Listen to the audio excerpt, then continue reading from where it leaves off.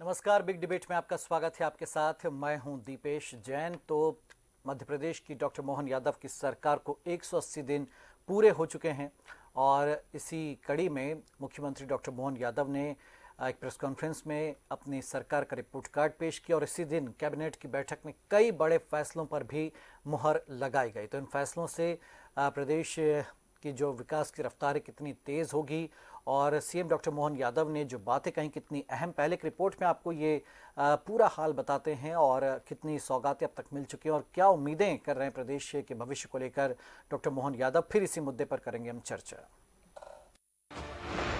Action में मोहन सरकार, आचार संहिता हटते ही बड़े फैसले, हजारों पदों पर होगी नई नियुक्तियां, बिजली बिलों पर भी मिलेगी हजारों करोड़ की सब्सिडी। मुख्यमंत्री डॉक्टर मोहन यादव की अध्यक्षता में मंगलवार को मंत्रालय में हुई कैबिनेट बैठक में कई बड़े फैसलों पर मुहर लगाई गई। इस बैठक में सबसे बड़ा एजेंडा स्वास्थ्य सुविधाओं को सुधारने के साथ बिजली के बढ़े बिलों से उपभोक्ताओं को राहत देने का रहा। करीब 89 दिन बाद हुई कैबिनेट की बैठक में मुख्यमंत्री doctor Mohan Yadav action mode में नजर आए। दिल्ली में मोदी सरकार के विभाग बंटवारे के बाद वे कई मंत्रियों से मिल चुके हैं और अब प्रदेश को तेजी से आगे ले जाना चाहते हैं। नगरीय विकास और आवास मंत्री कैलाश विजयवर्गीय ने कैबिनेट के फैसलों की जानकारी देते हुए बताया कि सीएम ने निर्देश दिए थे कि स्वास्थ्य सेवाओं में सुधार किया जाए। कैबिनेट में इसी के चलते अस्पतालों में खाली पदों की भर्ती का प्रस्ताव लाया गया था, जिसे कैबिनेट ने मंजूरी दी है। आइए एक नजर डालते हैं कैबिनेट के फैसलों पर। प्रमोशन न होने पर डॉक्टरों के खाली पड़े पद भरे जाएंगे। डॉक्टरों के 607 पदों पर होगी अब सीधी भर्ती। 46,491 नए पदों का सृजन कर भर्ती करने पर मुहर लगी। इनमें से 18,653 पदों की पूर्ति 3 वर्ष में की जाएगी। 27,828 पदों की पूर्ति राष्ट्रीय स्वास्थ्य मिशन के माध्यम से होगी। बिजली सब्सिडी के लिए 24,420 करोड़ रुपए की मंजूरी मिली है। कृषि उपभोक्ताओं को लगभग 13,000 करोड़ रुपए की सब्सिडी मिलेगी। घरेलू उपभोक्ताओं को 5,000 करोड़ की सब्सिडी मिलेगी। SC/ST वर्ग के किसानों को भी 5,000 करोड़ की सब्सिडी दी जाएगी। वहीं सागर, गुना और खरगोन के नए विश्वविद्यालयों के लिए भी फंड जारी किया जाएगा। मध्य प्रदेश सरकार किसानों के हित में हमेशा निर्णय करती है और वो प्रदेश की जनता जो बिजली के उपभोक्ता है उनको भी सब्सिडी देती है। तो कुल मिलाकर लगभग 24,420 करोड़ की सब्सिडी राज्य सरकार अलग अलग वर्ग के लोगों को दे रही है। माननीय मुख्यमंत्री जी ने निर्देश दिए थे कि हमारे यहाँ जो स्वास्थ्य सेवाएं हैं उसकी क्वालिटी बढ़े और इसके लिए आवश्यकता थी कि कुछ नए पद का सृजन हो। और विभागों के डॉक्टर्स की भी कमी थी और कुछ पद ऐसे थे जो प्रमोशन से भरे जाने थे। तो अब प्रमोशन के पद यदि खाली हैं और प्रमोशन वाले योग्य व्यक्ति नहीं है तो उसको सीधी भर्ती से भरने के आज कैबिनेट ने निर्देश दिए हैं। आप सभी जानते हैं कि इस प्रदेश में 3 विश्वविद्यालय, एक सागर में रानी अवंतिकाबाई लोधी विश्वविद्यालय, खरगोन में क्रांति सूर्य टंट्याभिल विश्वविद्यालय एवं गुना में तात्या टोपे विश्वविद्यालय। इन तीनों ही विश्वविद्यालय को उच्च शिक्षा विभाग से संबद्ध करते हुए उनकी जितनी भी आवश्यकता है उसकी पूर्ति करने के कैबिनेट ने निर्देश दिए हैं। इस कैबिनेट के बाद मुख्यमंत्री डॉक्टर मोहन यादव ने प्रेस कॉन्फ्रेंस के जरिए मीडिया से चर्चा में अपने आगामी लक्ष्यों के बारे में जानकारी दी। उन्होंने 6 माह के कामकाज का ब्यौरा पेश करते हुए कहा कि अभी 41 संकल्प पूरे हुए हैं। 218 संकल्पों पर तेजी से काम चल रहा है। सीएम ने फिर दोहराया कि प्रदेश में कोई भी योजना बंद नहीं होगी। इसके अलावा उन्होंने मंत्री, विधायक और अधिकारियों को स्कूल, कॉलेज और गांव गोद लेने की मुहिम में भागीदारी निभाने का भी संदेश दिया। सीएम ने एमपी में हजारों करोड़ के निवेश की उम्मीद भी जताई है। आइए आपको बताते हैं सीएम के संबोधन की प्रमुख बातें। सीएम यादव ने पेश किया 6 माह का रिपोर्ट कार्ड। 41 संकल्प पूरे, 218 पर तेजी से हो रहा काम। केन बेतवा लिंक योजना बड़ी उपलब्धि। काली सिंध योजना का मसला भी सुलझा। मध्य प्रदेश के कई जिलों को इससे मिलेगा लाभ। गांधी सागर मामले का समाधान निकलेगा। मध्य प्रदेश में होंगी regional industry conclave. Jabalpur, Gwalior, Rewa में होंगी कॉन्क्लेव। इस साल 26% अधिक जीएसटी कलेक्शन हुआ। प्रदेश में कोई भी योजना बंद नहीं होगी। स्कूल कॉलेज गांव गोद लेने के लिए चलेगी मुहिम। मंत्री विधायक अधिकारी उठाएंगे जिम्मेदारी। लॉ एंड ऑर्डर को लेकर सरकार सचेत। हजारों करोड़ के नए निवेश मध्य प्रदेश में आएंगे। किसान सम्मान निधि की राशि दी गई। प्रदेश में रोड मैप बनाकर होगा विकास। पीएम श्री हवाई सेवा का गुरुवार को आगाज। गेल इंडिया आष्टा में लगाएगा 60,000 करोड़ का प्रोजेक्ट। जैसे हमने कहा था कि कोई योजना बंद नहीं होगी और सभी योजनाओं को समान रूप से सरकार चालू रखेगी। लाडली बहना योजना के बारे में भी हमने वही जो दिया गया वचन निभाया है। लगातार हमारी 1,29,00,000 बहनों के खाते में अभी तक 9,455 करोड़ रुपए की राशि का अंतरण हमारे द्वारा कर दिया गया। इसी प्रकार से लाडली लक्ष्मी योजना में 6 माह में 73,880 लाडली बहनाओं के खाते में बालिकाओं के 34 करोड़ की राशि अंतरित की गई। 12th पास 75% अंक लाने वाले 90,000 विद्यार्थियों को लैपटॉप के लिए प्रति विद्यार्थी 25,000 रुपए की राशि भी हम लोग देने वाले हैं। रोजगार, प्रदेश में चुने हुए 11,000 उम्मीदवारों को एक साथ हमने नियुक्ति पत्र दिए थे। आपकी जानकारी में कि खनिज से हमारा अपना प्रदेश सरसब्ज है। ऐसे में खनिज के अधिकतम ब्लॉक पूरे देश में सबसे ज्यादा कहीं नीलाम हुए, तो मध्य प्रदेश को भारत सरकार ने लीडर ऑफ इंडिया के नाते से नंबर 1 की स्थिति में रखा। सबसे ज्यादा नीलामी करने में मध्य प्रदेश ने एक अपना विशेष स्थान बनाया।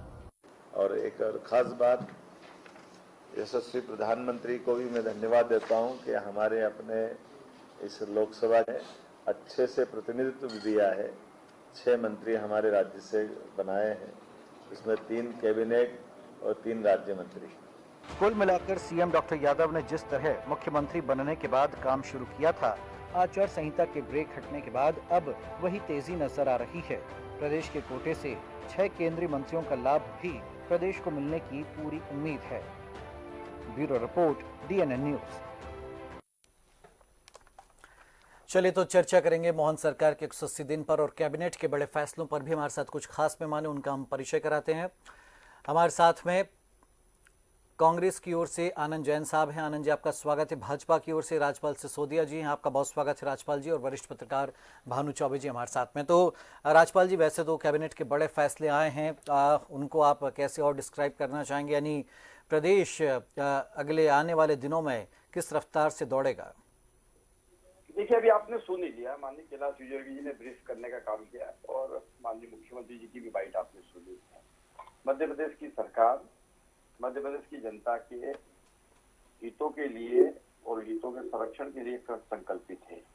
जनता ने जिस प्रकार से चुनाव में भी अभी भारतीय जनता पार्टी को सम्मान देने का काम किया है, हमारी भी नीति बहुत स्पष्ट है, नियत एकदम साफ सुथरी है।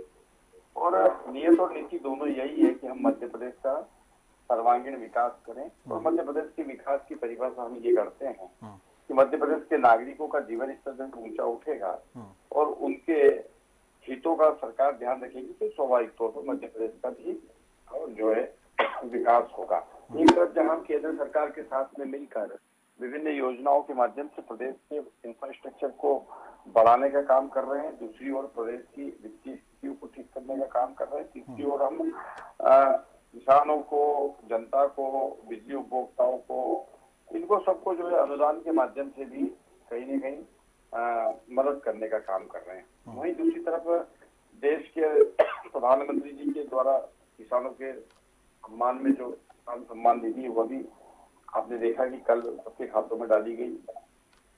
देश के लगभग 9 करोड़ 30 लाख किसान परिवारों में 20,000 करोड़ रुपए 17वीं किस्त के रूप में जारी करने का काम किया। 3,000 के 3,000 करोड़ रुपए की अतिरिक्त राशि जो है हमने 3 करोड़ प्रधानमंत्री आवास के लिए स्वीकृत करने का काम किया। वहीं दूसरी तरफ मध्य प्रदेश की स्वास्थ्य सुविधाओं को बेहतर करने की दृष्टि से भी हमने जो है काम मध्य प्रदेश में करने का काम किया है कि जो पद खाली है उन पदों के ऊपर प्रमोशन से भर्ती कर दी जाए, और अगर प्रमोशन करने में किसी प्रकार की अड़चन आ रही है तो फिर सीधी भर्ती के माध्यम से भी उन पदों के ऊपर स्वास्थ्य सेवा प्रभावित न हो। वहीं किसानों के हित के लिए भी सरकार कई सारे कार्यक्रम, समय पे खाद बीज उपलब्ध हो जाए, क्योंकि बोवनी का समय आ रहा है। तो निश्चित तौर पर अब मध्य प्रदेश को एक बड़ी सौगात ये भी मिल गई है कि कृषि मंत्री फिर मध्य प्रदेश के हैं। ठीक है, तो नरेंद्र सिंह तोमर जी के बाद में अब शिवराज सिंह जी हैं, तो निश्चित तौर पर उसका भी लाभ हमको जी उस पर हम आगे चर्चा करेंगे। पहले कमेंट आनंद जी का ले लें। आनंद जी, 6 महीने का रिपोर्ट कार्ड सरकार का सामने आया और जो बड़े फैसले के एक एक पहले हम सरकार के रिपोर्ट कार्ड पे, फिर हम अगले दौर में आपसे कैबिनेट के फैसलों पे बातचीत करेंगे। कैसे देखते हैं आचार संहिता के बावजूद वो कह रहे हैं 41 संकल्प पूरे हुए, 218 पर तेजी से काम चल रहा है। आनंद जी, आपका कमेंट। काम चल नहीं रहा है सर, उधार लेके घी पीने की जो आदत है बीजेपी की, कि 6 महीने में रेवेन्यू गवर्नमेंट का कुछ भी नहीं है मध्य प्रदेश में। और अभी मैंने जो कैबिनेट के फैसले में सुना है 24,430 करोड़ रुपए की सब्सिडी विभिन्न माध्यमों से दी जा रही है। तो सबसे पहला प्रश्न तो यह है कि 24 साल भारतीय जनता पार्टी की सरकार को हो गए और कर्जा के नीचे जनता दबती जा रही है, उसका भारतीय जनता पार्टी के पास क्या जवाब है? 6 महीने के रिपोर्ट कार्ड में तो 6 महीने में तो कुछ किया ही नहीं मोहन यादव जी ने, क्योंकि 2 चुनाव के बाद फिर चुनाव आ गए। और रही लाडली बहना योजना, तो उसके लिए उन्होंने कितना कर्जा हर महीने हर साल शिवराज जी ने और इन्होंने लिया है। तो पहले तो उसका जवाब दें कि नहीं, इसका जवाब तो कई मौकों पर सरकार देती कि भाई हम खर्च कर रहे हैं योजनाओं में, इसीलिए कर्जा ले रहे हैं और जो नियम कायदे उसके अंतर्गत ले रहे हैं। एक तरफ तो आप लोगों की मदद कर रहे हैं और दूसरी तरफ आप लोगों को कर्ज तले दबा रहे हैं कि प्रति व्यक्ति कर्जा कितना हो रहा है, पहले क्या था और अब क्या है। तो ऐसा कर्ज लेके अगर आप लोगों का अनुदान दे रहे हैं, आपके पास कोई इंफ्रास्ट्रक्चर इनकम का कोई सोर्स नहीं है, इंडस्ट्री का इन्वेस्टमेंट का कोई सोर्स नहीं, आप 22 सालों में डेवलप कर पाए जिससे प्रदेश की इनकम बढ़ी हो, आम आदमी का जीवन स्तर ऊपर हुआ। ऐसे ही चल रहा है क्या आनंद जी प्रदेश? लाखों कर्मचारियों की सैलरी हो रही है, इंफ्रास्ट्रक्चर डेवलपमेंट हो रहा है, इतना सब कुछ, रोड, सड़कें, पुल पुलिया, ये सब कुछ चल रहा है। और देखिए आप जानते हैं बजट का बड़ा हिस्सा तो सैलरी में ही जाता है। जी नहीं, तो यही बैलेंस बीजेपी को करना चाहिए ना। एडमिनिस्ट्रेशन फेल रहा ना, मतलब आप कर्जा लेते जा रहे हैं और इंफ्रास्ट्रक्चर बढ़ाते जा रहे हैं, और आखिरी में पे किसको करना है, लाइबिलिटी किसकी है, टैक्स की लाइबिलिटी किस पे आने वाली है। तो आपका आर्थिक जो पहलू है उसमें तो पूरी गवर्नमेंट फेल रही, चाहे शिवराज जी की हो चाहे मोहन यादव जी की हो। एक तरफ कांग्रेस मांग करती कि भाई जनहित की योजना शुरू करे, जनता को ये सब। अब देखिए आप लोग भी तो 1 लाख देने का वादा करके आए थे, वो कहाँ से देते इतने कर्जे? हमारे पास हर चीज की एक स्ट्रेटेजी थी, हर चीज का एक प्लानिंग था। ये बिना प्लानिंग के करते और इन्होंने जो बोला उसको पूरा करने के लिए इन्होंने सामने 3 बार कर्जा लिया चुनाव के पहले। और 3 बार नहीं, वो तो हर 2-3 महीने में लेती सरकार। फिर अगर आपकी स्ट्रेटेजी सही थी, आप 22 साल में आपका आर्थिक पहलू पे आप विचार करते, तो आपको इन समय पे चुनाव के पहले कर्जा क्यों लेना पड़ता? नहीं, अब कर्जे की टेंशन होगी। आज देखिए जो सरकार कह रही है 6 महीने के रिपोर्ट कार्ड में सिर्फ कर्जे की चिंता, मतलब बाकी सब ठीक चल रहा है, ऐसा नहीं? बाकी कहाँ ठीक चल रहा है? जब पैसा नहीं है, नगर निगम में पैसा नहीं बट रहा है, सफाई कर्मियों को पैसा नहीं बट रहा है, ठेकेदारों को पैसा नहीं मिल रहा है, तो 6 महीने में तो पूरा इंफ्रास्ट्रक्चर रुका हुआ है। ये सब झूठी रिपोर्ट है। आप बताइए इंदौर नगर निगम में कहाँ तनख्वाह बटी है? आज उज्जैन नगर निगम में लोगों को, ठेकेदारों को 2-2 साल से पेमेंट ही नहीं हुए, तो अभी ठेकेदारों ने काम करने के लिए मना कर दिया। तो आप कुछ भी रिपोर्ट कार्ड बना के मीडिया के माध्यम से, ये तो नगर सरकार की जिम्मेदारी है भाई, थोड़ी होता है। ये तो नगर सरकार अपने सोर्सेज से जुटाती और सब चीजें होती हैं, लेकिन ओवरऑल पूरे प्रदेश लेवल की अगर हम बात करें आनंद जी, तो वो नजर में, मतलब ब्रॉड लेवल पे थोड़ी सी बात कीजिए ना। तो ब्रॉड, जब इंदौर और उज्जैन की हालत है तो बाकी छोटी जगह क्या हालत होगी आप देखिए ना। जब यहाँ पैसे नहीं बट रहे हैं तनख्वाह के गवर्नमेंट के, और आप उधार लेके लाडली लक्ष्मी योजनाओं को पैसे दे रहे हैं, आप तो 24,000 करोड़ का अनुदान दे रहे हैं, तो ये फ्रॉड ही कर रहे हैं ना। जल्दी से राजपाल जी इस पर एक कमेंट, 2 आपत्तियां हैं। वो कह रहे हैं कि कर्जा लिए जा रही सरकार, दूसरा सैलरी नहीं बट पा रही है, क्या जवाब है आनंद जी के लिए? एक बार भी ये सरकार पिछले 20 साल में कभी भी ओवरड्राफ्ट नहीं हुई है। एक बार जैसा दिग्विजय सिंह जी की सरकार के समय में ओवरड्राफ्ट हो जाया करता था, वो नहीं है। दूसरी बात, हम कर्ज लेते हैं तो कर्ज आवश्यकता के अनुसार कर्ज लिया जाता है और लौटाने की ताकत के साथ में कर्ज लिया जाता है। कर्ज लेने का काम कोई मध्य प्रदेश सरकार अकेले ले रही, ऐसा नहीं है। वास्तविक में सिस्टम ही इस प्रकार का है कि कर्ज लेकर भी विकास के कार्य पूर्ण किए जाते हैं, और विकास के कार्यों को पूर्ण करने के लिए और प्रदेश की जनता के हित में अगर खर्च करने के लिए लेना पड़ता है तो वो कर्ज लेना भी ठीक है, सीमा के अंदर ठीक है। और तीसरी बात, ये कह रहे हैं कि नगर निगम की हालत हाँ। बहुत खराब हो रही है। मैं नहीं मानता हूँ, उनकी बात गलत है। कहीं किसी नगर निगम की बात स्थिति खराब नहीं है। सभी जगह नगर निगम के द्वारा पब्लिक हेल्थ से संबंधित जो भी कार्य है वो सुचारू रूप से किए जा रहे हैं, और बिजली, पानी, सड़क की व्यवस्था नगर निगम के द्वारा जो की जाती है वो सब जगह सुचारू रूप से की जा रही है। साफ स्वच्छता का अभियान जो है, स्वच्छता चल, का हम चाह रहे हैं कि हम प्रादेशिक स्तर की आज चर्चा करें। ठीक है, देश का सबसे सर्वोच्च स्वच्छता का हाँ ठीक है। देखिए हम कोई एक मिनट राजपाल जी, गया। हम चाह रहे हैं कि आज हम ब्रॉड लेवल पे चर्चा करें थोड़ा सा, और बड़े बड़े जो मुद्दे हैं, भानु जी का कमेंट ले लेते और दिशा मिले। भानु जी कैसे देखते हैं 6 महीने की सरकार के कामकाज को? फिर हम एक एक पॉइंट जरूर लेंगे कैबिनेट के फैसलों पर। देखिए, जब आप किसी के काम का आकलन करने खड़े होते हैं तो उसे पर्याप्त अवसर दिया जाना चाहिए काम करने का। मोहन यादव सरकार को अभी जो 6 महीने मिले, इसमें 3 महीने लोकसभा चुनाव आचार संहिता के थे। उसके पहले वो नए आए हैं, पहली बार मुख्यमंत्री बने हैं, इसका एडवांटेज उन्हें दिया जाना चाहिए। बिल्कुल। दरअसल उनकी पारी शुरू होती है अब, जब 4.5 साल जो अब आगे के हैं ये मोहन यादव के हैं। अगर वो मुख्यमंत्री लगातार बने रहते हैं तो सरकार क्या कर रही है ये हमको देखना होगा। ठीक बात है। घोषणाएं, कार्यक्रम बनाना, योजना बनाना, पैसे स्वीकृत कर देना, ये राजनीतिक नेतृत्व के उत्साह का दिन होता है। लेकिन असली उत्साह तब होता है जब इसके परिणाम देखे जाते हैं, जो मीडिया देखता है कि कम हुआ, ज्यादा हुआ, क्यों नहीं हुआ। तो मेरे ख्याल से अभी केवल शुभकामनाएं व्यक्त करिए और कुछ मत करिए। जैसे जैसे काम होगा हम मॉनिटर करेंगे और बताएंगे आपको कि काम हो रहा है कि नहीं हो रहा है। बिल्कुल। अब आगामी जो फैसले लिए, देखिए 46,000 स्वास्थ्य विभाग में लगभग भर्तियां हो रही हैं, बिजली उपभोक्ताओं को एक बड़ी राहत, और जहां दूसरे राज्यों में फ्री में बिजली बांटी जाती, कम से कम यहाँ तो मानो जी लगता है आपको कि ये सब्सिडी दे देने चाहिए, नहीं देनी चाहिए? जो वो आनंद जी कह रहे कि भाई इतना कर्ज लेके क्या जरूरत है सब्सिडी देने की। दूसरा, बड़े बड़े प्रोजेक्ट की बात कही है मुख्यमंत्री डॉक्टर यादव ने। 60,000 करोड़ का गेल का जो प्रोजेक्ट है आष्टा में लगने वाला, और वो कह रहे हैं कि बड़ा निवेश होगा और प्रदेश अब तेजी से रफ्तार पकड़ेगा, और कई बड़े मंत्री पहुंच गए केंद्र में। कैसे देखते भानु जी? देखिए, कुछ विषय इसमें मिक्स है, मैं थोड़ा अलग अलग करने की कोशिश करूंगा। निवेश के वादे और निवेश की योजनाएं, हमने ग्लोबल इन्वेस्टर समिट के 2-3 एपिसोड देखे हैं पहले। इसी पार्टी का कार्यकाल रहा है, सरकारें नहीं है। इन्वेस्टमेंट उतना नहीं आ पाता जितना घोषणा की जाती है, जितना हमसे कमिटमेंट होता है। कई बार कई अन्य कारणों से इन्वेस्टमेंट रुक जाता है, तो अभी उस बारे में कोई इनको श्रेय नहीं दिया जाना चाहिए। दूसरा ये है मुद्दा कि केंद्र में जो हमारे मंत्री बन गए हैं उनको तो काम पूरे देश के लिए करना है। प्रदेश, मध्य प्रदेश उनका अपना है, इसलिए वो शायद अधिक ध्यान देंगे। जैसे शिवराज सिंह चौहान, उनको प्रदेश की रग रग मालूम है, कोना कोना मालूम है, एक एक नेता को जानते हैं, तो शायद वो कृषि ग्रामीण विकास में हमारी ज्यादा मदद कर सकेंगे, और लोग भी करेंगे। पर यह हम पर निर्भर करता है कि हम उनको मदद के अवसर पर्याप्त समय पहले और बाकायदा तैयारी करके दे सके। ऐसा नहीं कि हमने मैदान खोदा नहीं और खेती का आमंत्रण दे दिया, ऐसा नहीं चलेगा। तीसरी बात यह है कि कर्ज लेना तो बुरा नहीं है, लेकिन कर्ज लेके कैश बांटने की जो नई संस्कृति चालू हो रही है दीपेश जी, इस पर बड़ा गंभीर विचार की जरूरत है। ये आप ठीक है कि अभी तक वस्तु विनिमय होता था, गेहूं दे दीजिए, चावल दे दीजिए, फ्रिज दे दीजिए, लैपटॉप दे दीजिए। अब वो बिल्कुल सीधे पैसे दिए जा रहे हैं बैंक अकाउंट में, तो बंदा काम क्यों करेगा? राशन का फ्री अनाज है, गैस फ्री है, 1500 रुपए ये मिल गए, 5000 वहां से मिल गए, ये वहां से मिल गया, तो क्यों काम करेगा?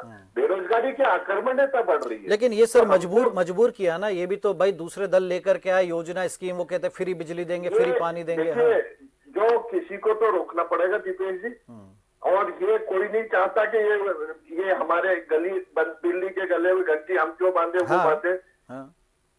लेकिन ये ओवरऑल हम और आप सोच रहे हैं कि प्रदेश के हित में नहीं है। लोगों को काम दिया जाना चाहिए, रोजगार दिया जाना चाहिए, और श्रम के ठीक बात है। समय पे। एक बात का उल्लेख मैं करूंगा, आपने हालांकि कहा था कि प्रदेश स्तरीय बात करेंगे, लेकिन ये भी प्रदेश स्तरीय है। सरकार ने ई नगर पालिका पोर्टल बना के पूरे प्रदेश के राजस्व संग्रहण का एक सिस्टम बना दिया था, और बड़ी वाहवाही हुई थी। वो पिछले कई महीनों से ठप है, राजस्व जमा नहीं हो रहा। डीजी पे चालू होता है तो वो पिछले आउटस्टैंडिंग बताने लगता है, रिकॉर्ड अपडेट नहीं हुआ। इतनी मारामारी है और इतना घपला है, और लोग टैक्स नहीं चुका रहे, वो कहते हैं हमें मालूम ही नहीं कितना देना है, कोई बताने वाले ही नहीं हमको। तो क्या ये नेतृत्व की जिम्मेदारी नहीं है कि पूरे प्रदेश के सिस्टम को वो ठीक करे समय से?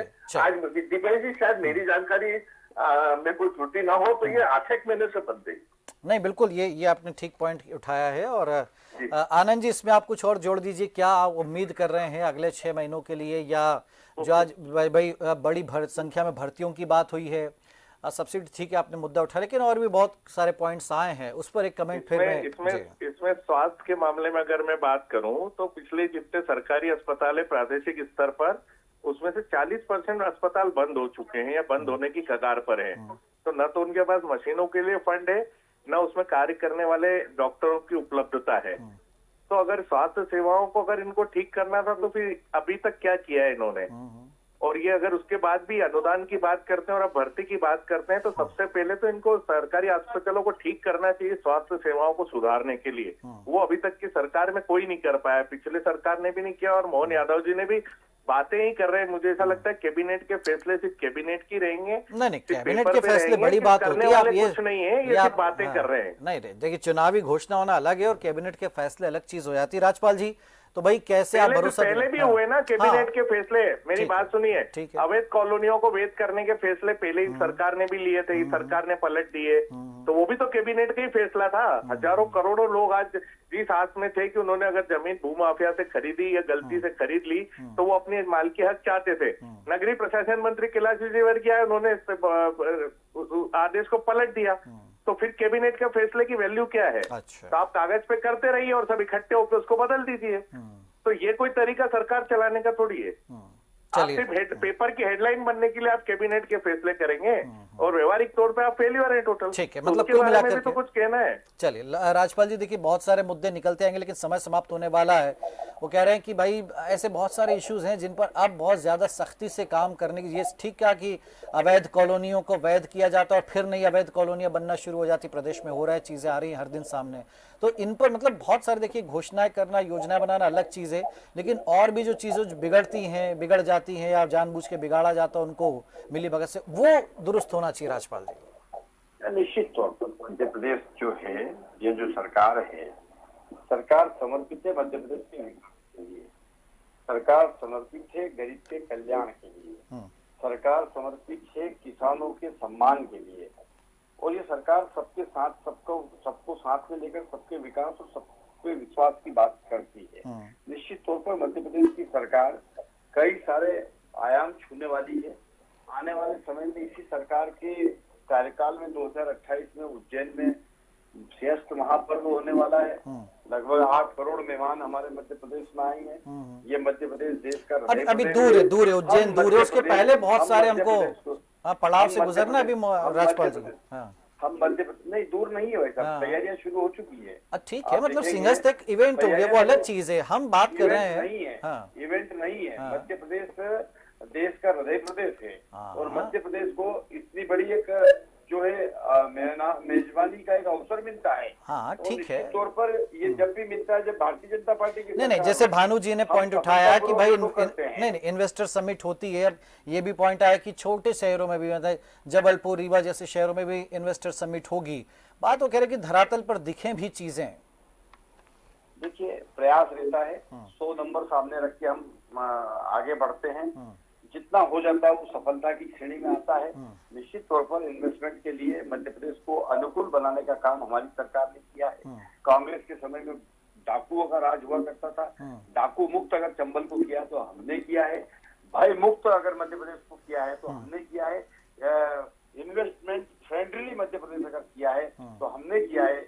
आज मध्य प्रदेश के इस सुशासन, जीरो टॉलरेंस के तहत लोग यहाँ आकर आकर्षित हो रहे हैं। विशेष करके निवेशक। देखिए भानु जी ने आज एक अहम बात कही है कि अभी तो देखिए ये शुभकामनाएं देनी चाहिए अगले 6 महीनों के लिए डॉक्टर मोहन यादव को। बिल्कुल ये ठीक भी बात है कि अभी आचार संहिता के चलते बहुत खुल करके फैसले नहीं ले पाए, लेकिन अब जिस अंदाज में आचार संहिता हटते ही वो फैसले ले रहे हैं, मीटिंग्स ले रहे हैं और योजनाएं बना रहे हैं आगे के लिए, और रिपोर्ट कार्ड भी दिया उन्होंने, लेकिन 1 साल का रिपोर्ट कार्ड बड़ा इंपॉर्टेंट रहेगा और विपक्ष की भी नजर रहनी चाहिए। हम तो कह रहे हैं आनंद जी रहिए, आप लाइए ऐसे पॉइंट्स और सब चीज़ें आना चाहिए। देखिए मकसद यही है ना कि लोगों की समस्याएं दूर हों, प्रदेश विकास करे, आगे बढ़े, विकसित हो, तो ये सबके संवेद प्रयास से ही मोहन सरकार अच्छा काम कर पाएगी। शुक्रिया आपका राजपाल जी, शुक्रिया भानु सर, शुक्रिया आनंद जी आपका हमारे साथ इस चर्चा में जुड़ने के लिए। तो डॉक्टर मोहन यादव जिन्होंने प्रेस कॉन्फ्रेंस के जरिए बताया कि अभी तक क्या काम हुआ है, लेकिन आगे के लिए वो बड़ी प्लानिंग के साथ में मीडिया के सामने आए हैं और कितनी जल्दी प्रदेश में धरातल पर चीज़, हालांकि क्विक एक्शन के लिए जाने जाते हैं डॉक्टर मोहन यादव, अपने फैसले वो सख्त अंदाज में और त्वरित लेते हैं, ये एक उनकी अच्छी खास बात है। और अब देखना यही है कि आगे आने वाले दिनों में और क्या सरप्राइज लाते हैं प्रदेश की जनता के लिए, इस पर रहेंगी नजरें। फिलहाल इस खास पेशकश पर इतना ही। आप देखते रहिए DNA न्यूज़। नमस्कार।